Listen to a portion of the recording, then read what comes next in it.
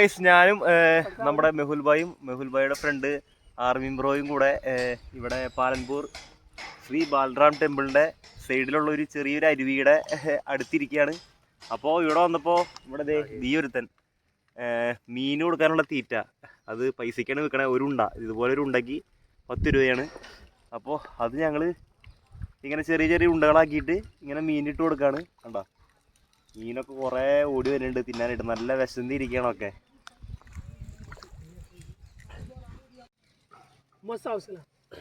അതുപോലെ ചെറിയ ചെറിയ ഉണ്ടകളാക്കുക, അതെ ഇങ്ങനെ ഇട്ട് കൊടുക്കുക. ഒക്കെ കൂടി ഇങ്ങനെ ഓടി വരും. ചെറിയൊരു നേരം പോക്ക് എന്ന് വേണമെങ്കിൽ പറയാം. വീട്ടിലിരുന്ന് ബോറടിച്ചപ്പോൾ ചുമ്മാ ഇങ്ങോട്ട് വന്നതാ. ഹായ് ബോലോ, ഹായ് ഹായ്. അവര് ഭയങ്കര നാണം. അപ്പോൾ ഗൈസ് ഇതാണ് നമ്മുടെ മെഹുൽ ഭായിയുടെ വീട്, മെഹുൽ ബ്രോയുടെ വീട്. അപ്പോൾ ഇന്ന് എൻ്റെ ഇവിടുത്തെ ലാസ്റ്റ് ദിവസമാണ്. അപ്പോൾ നാളെ ഇവിടെ നിന്ന് നമ്മൾ നേരെ മെസാനയിലേക്ക് പോവാണ്. അപ്പോൾ ഇന്ന് ലാസ്റ്റത്തെ ഇവിടെ എൻ്റെ ഡിന്നർ ആയിരിക്കും. കാരണം ഇവിടെ കയറി വരുമ്പോൾ തന്നെ നമുക്ക് കാണാൻ പറ്റും. ഇവിടുത്തെ പ്രത്യേകത എന്താണെന്ന് വെച്ച് കഴിഞ്ഞാൽ ഇവിടെ കയറി വരുമ്പോൾ തന്നെ കിച്ചണായിരിക്കും. പിന്നെ അവിടെ നിന്നാണ് അങ്ങോട്ട് ഹാള്. യെസ്, ഇതാണ് നമ്മുടെ മെഹുൽ ബ്രോ. और മെഹുലിന്റെ അമ്മ ഹിരാൻഡി और സാഗർ ബ്രോ, മെഹുലിന്റെ ചേട്ടൻ. ഒരാൾ ജോലി തിരക്ക്. അപ്പം ഇന്ന് നമുക്ക് ഇവിടെ ഫുഡ് ഒക്കെയാണ്. ക്യാബേജ് തോരൻ, നമ്മുടെ നാട്ടിലത്തെ സ്പെഷ്യൽ വീഡിയോ എനിക്ക് വേണ്ടി ഉണ്ടാക്കിയേക്കാണ്. അതുപോലെ ചാവല്. ഇവര് ചാവലൊന്നും അധികം കഴിക്കില്ല. क्या इसको संभारा बोलते हैं. ये संभारा എന്നാണ് പറയണേ. हमारा उधर कैबेज तोरन, कैबेज तोरन बोलता है. और आलू मटर और टमाटर की सब्जी, आलू मटर की सब्जी और रोटी चावल. യെസ്, इसको റൊട്ട്ലി എന്നാണ് ഇവര് പറയാ. റൊട്ടി എന്നല്ല, ഗുജറാത്തിൽ റൊട്ട്ലി എന്നാണ് ഇതിനെ പറയണേ. കണ്ടോ, ഇവരെല്ലാവരും കൂടി ഒരുമിച്ചിരുന്ന് ഇങ്ങനെയാണ് ഇവിടെ ഫുഡ് കഴിക്കുന്ന രീതിയൊക്കെ. നമ്മുടെ അവിടെ പല പല മൂലയ്ക്കായിരിക്കും ഓരോരുത്തർ ഫുഡ് കഴിക്കുക. പക്ഷെ ഇവിടെ കണ്ടോ, ഒരു കട്ട പിരിച്ചിട്ട് എല്ലാവരും ഒരുമിച്ചിരുന്ന് ഇങ്ങനെ കഴിക്കും. അങ്ങനെ 3 ദിവസം മെഹുലിൻ്റെ വീട്ടിൽ സ്റ്റേ ചെയ്തതിന് ശേഷം ഇനി ഞാൻ ഇവിടുന്ന് ഇറങ്ങുകയാണ്. അപ്പോൾ വളരെ സന്തോഷത്തോടും സംതൃപ്തിയോടും കൂടി തന്നെ ആണ് ഞാൻ ഇവിടുന്ന് ഇറങ്ങുന്നത്. കാരണം അവിടെ എനിക്ക് ഒരു കുറവും അവിടെ നമ്മുടെ മെഹുല് വരുത്തിയിട്ടില്ല. ഫുഡ്, പിന്നെ അതുപോലെ തന്നെ കറങ്ങാൻ പോകല്, അങ്ങനെ എല്ലാവിധ എൻജോയ്മെൻറ്റും ഞങ്ങൾ അവിടെ ചെയ്തതിന് ശേഷമാണ് ഞാനിപ്പോൾ അവിടെ നിന്ന് യാത്ര തിരിക്കണേ. അപ്പോൾ ഞാൻ ഹിച്ച് ഹൈക്ക് ചെയ്ത് നേരെ കച്ചിലേക്ക് പോകാമെന്നായിരുന്നു വിചാരിച്ചിരുന്നത്. പക്ഷേ ഇവരെന്നെ ഒരിക്കലും സമ്മതിച്ചില്ല. നേരെ ട്രെയിനിൽ പോയാൽ മതി എന്ന് പറഞ്ഞത്. ഇപ്പം എന്നെ ട്രെയിൻ കയറ്റി വിടാനായിട്ട് നമ്മുടെ 3 ആളും ഇവിടെ നിൽക്കുകയാണ്. അപ്പോൾ ഞങ്ങളിപ്പോൾ ഇവിടുത്തെ പാലൻപൂർ റെയിൽവേ സ്റ്റേഷനിലാണ് നിൽക്കണേ. അപ്പോൾ ട്രെയിനിന് വേണ്ടി വെയിറ്റ് ചെയ്യാണ്.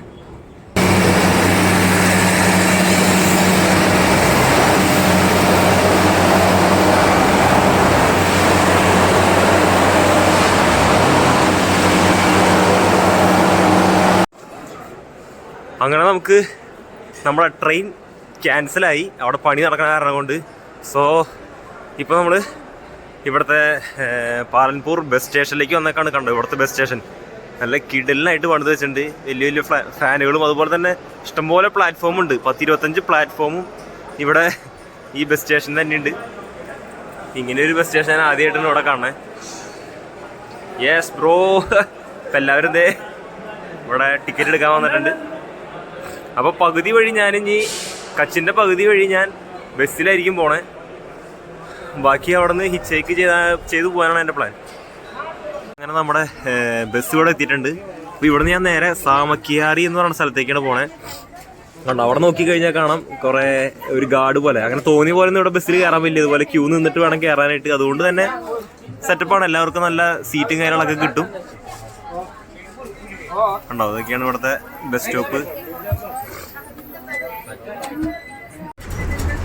ഇതാണ് നമ്മുടെ ടിക്കറ്റ് റേറ്റ്. 218 രൂപയാണ്. അപ്പോൾ ഞാൻ എത്ര മണിക്കൂർ എടുക്കുമെന്ന് ചോദിച്ചപ്പോൾ പറഞ്ഞത് 7 to 9 മണിക്കൂർ യാത്രയുണ്ടെന്നാണ് പറഞ്ഞത്. ദൈവമേ, ആകെ പെട്ടുപോയ അവസ്ഥയായി. കണ്ടോ, ഹിച്ച് ചെയ്ത് പോവാണെന്നുണ്ടെങ്കിൽ ഈ ഒരു ടെൻഷനേ ഇല്ല. നമുക്ക് എപ്പോൾ വേണമെങ്കിലും എവിടെ ഇറങ്ങാം, അങ്ങനെ ഇഷ്ടമുള്ള സമയത്ത് പോവാം എന്നുള്ള രീതിയാണ്. പക്ഷെ ബസ്സിലും ഇതുപോലെ ട്രെയിനിലൊക്കെ വന്നുള്ള അവസ്ഥ ഇതാണ്. ഇവിടെ തന്നെ ഇങ്ങനെ കുത്തിയിരിക്കണം. ഇതൊക്കെയാണ് നമ്മുടെ പാലക്കാടിലെ കുറച്ച് ചെറിയ ചെറിയ കാഴ്ചകൾ. അങ്ങനെ 3-4 മണിക്കൂറിന് ശേഷം ദേ ഇവിടെ ബസ്സൊന്ന് നിർത്തിയിട്ടേക്കാണ്. ആവശ്യമുള്ളവർക്ക് ഫ്രഷ് ആവേണ്ടവർക്ക് ഫ്രഷ് ആവാം അവിടെ ആ കാട്ടി പോയിട്ട്. അതുപോലെ തന്നെ ഇവിടെ ഹോട്ടൽ സൗകര്യമൊക്കെ ഉണ്ട്. അപ്പോൾ ഞാനിവിടെ ജസ്റ്റ് എൻ്റെ ബാഗ് അകത്ത് വെച്ചിട്ട് പുറത്തിറങ്ങി ഒരു ചെറിയൊരു കപ്പലണ്ടിയൊക്കെ മേടിച്ച് ഇങ്ങനെ തിന്നിരിക്കുകയാണ്. ഇപ്പോൾ സാമക്കായിൽ എന്ന് പറയുന്ന സ്ഥലത്ത് ബസ് ഇറങ്ങി. ഇപ്പോൾ ഞാൻ ഉഗ്ര എന്ന് പറയുന്ന ഇവിടുത്തെ ഒരു സ്പെഷ്യൽ ഐറ്റം കണ്ടപ്പോൾ മേടിച്ചു. ഈ ഒരു സാധനത്തിന് 20 രൂപയാണ് വില. അപ്പോൾ ഇനി നമുക്ക് ഇത് കഴിച്ചിട്ട് വേഗം ടെൻ്റ് അടിക്കാനുള്ളൊരു പറ്റിയൊരു സ്ഥലം കണ്ടുപിടിക്കണം.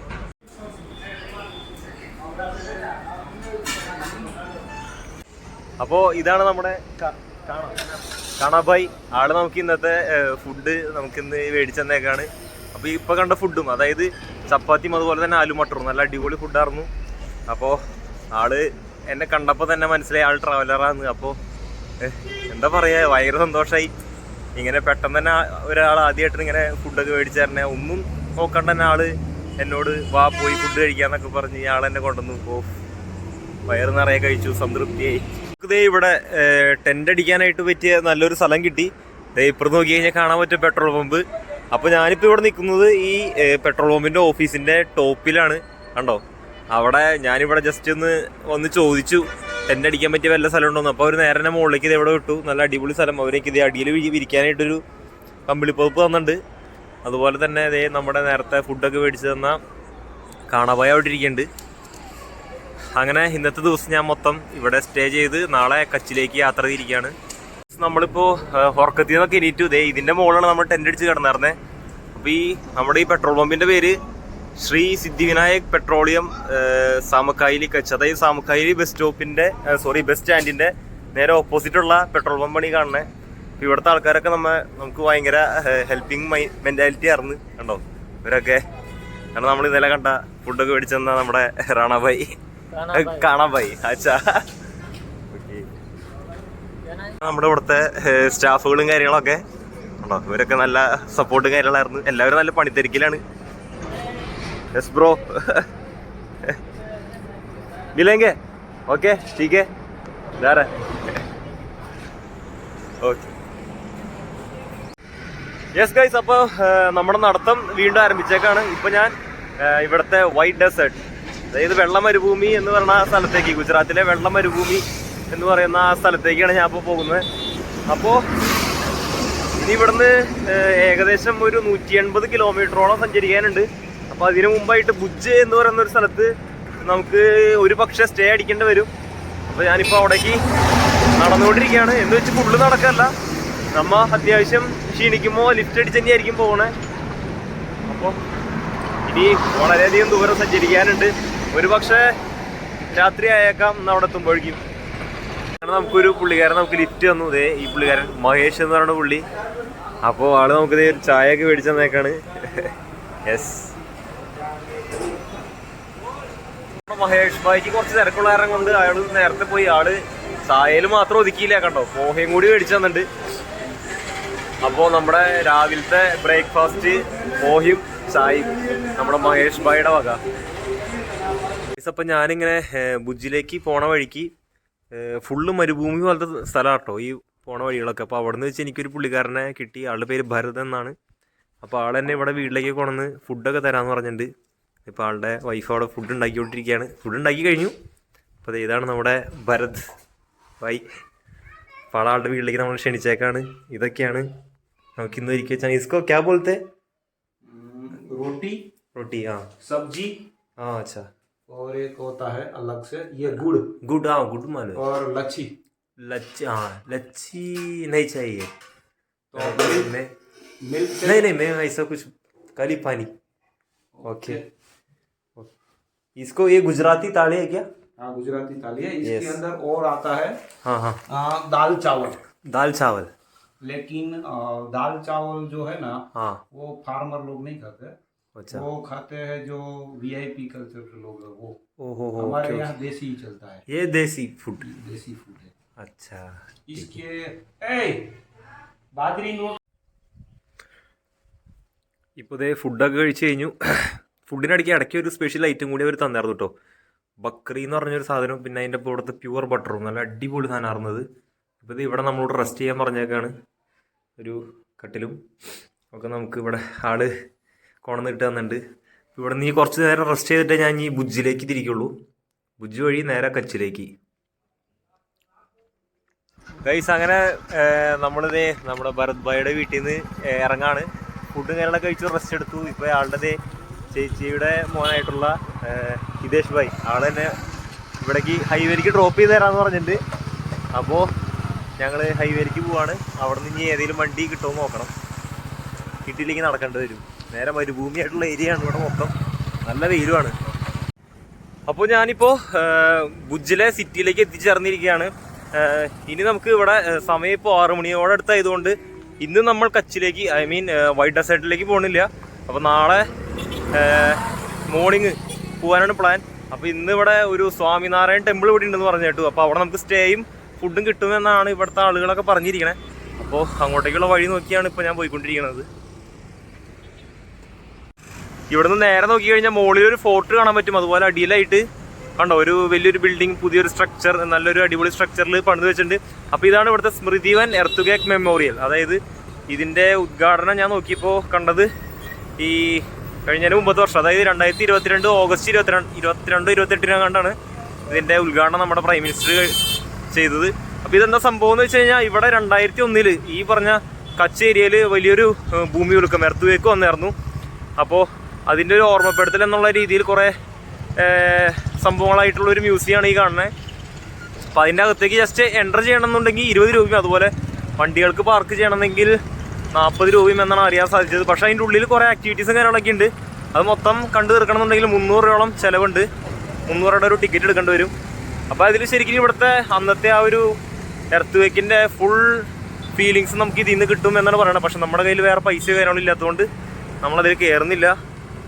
സോ നമ്മളിപ്പോൾ സ്വാമിനാരായൺ ടെമ്പിളിലേക്ക് ഈ ഒരു വഴിയാണെന്നാണ് പറയണേ. അപ്പോൾ അങ്ങോട്ടേക്ക് നമ്മൾ പോയിക്കൊണ്ടിരിക്കുകയാണ്. ഗൈസ് അങ്ങനെ ഞാനിപ്പോൾ അതേ ഇവിടെ സ്വാമിനാരായൺ ടെമ്പിളിലേക്ക് എത്തിച്ചേർന്നിരിക്കുകയാണ്. ഇവിടുത്തെ ഓഫീസായിട്ടൊന്ന് കണക്ട് ചെയ്ത് വേണം നമുക്കിവിടെ സ്റ്റേ ചെയ്യാൻ പറ്റുമോ എന്നുള്ള കാര്യങ്ങളൊക്കെ ഒന്ന് അന്വേഷിക്കാനായിട്ട്. ഇതാണ് ആ ബ്യൂട്ടിഫുൾ ആയിട്ടുള്ള നമ്മുടെ സ്വാമിനാരായൺ ടെമ്പിൾ.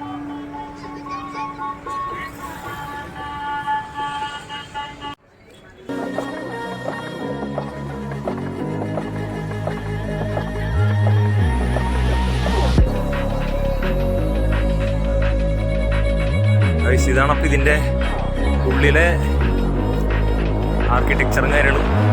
ഫുള്ള് കണ്ടിട്ട് മാർബിളാന്ന് തോന്നുന്നു.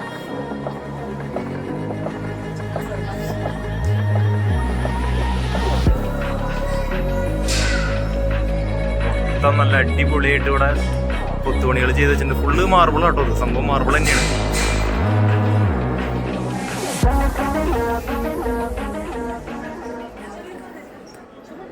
നമ്മുടെ റാം മന്ദിറിൽ നമുക്ക് സ്റ്റേ ചെയ്യാനായിട്ട് പറ്റിയില്ല. അവിടെ റൂമൊക്കെ ഫുള്ളായിരുന്നു.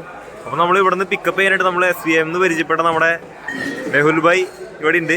അപ്പോൾ ആളുടെപ്പോൾ ഞങ്ങൾ ഇവിടെ അടുത്തുള്ള ചെറിയൊരു ഹോട്ടലിലേക്ക് വന്നേക്കാണ്. ഇവിടെ 20 രൂപയ്ക്ക് നമുക്ക് നല്ല അടിപൊളി ഫുഡ് കിട്ടും.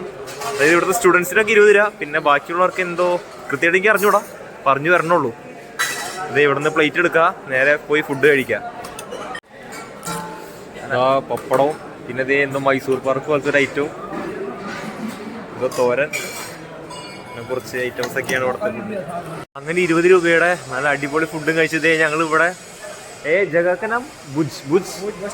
ഭുജ് ബസ് സ്റ്റാൻഡാണ് ഇത്. അതായത് ഇവിടെ 1 മാസമായിട്ടുള്ള പണി കഴിഞ്ഞിട്ട് കണ്ടോ, ഇത് കണ്ടു കഴിഞ്ഞാൽ ഒരു എയർപോർട്ട് സ്റ്റൈലില്ലേ മൊത്തം. അവിടെ സെക്യൂരിറ്റി ചെക്കിങ് വരെ ഉണ്ട്. മൊത്തം ശരിക്കും പറഞ്ഞു കഴിഞ്ഞാൽ ഒരു എയർപോർട്ട് സ്റ്റൈല്. ആഹാ. ഇപ്പൊ ഞാൻ നിൽക്കുന്നത് 5 സ്റ്റാർ ഹോട്ടലിലൊന്നല്ല, നമ്മുടെ ഇവിടുത്തെ ഭുജിലെ ബസ് സ്റ്റാൻഡിലാണ്.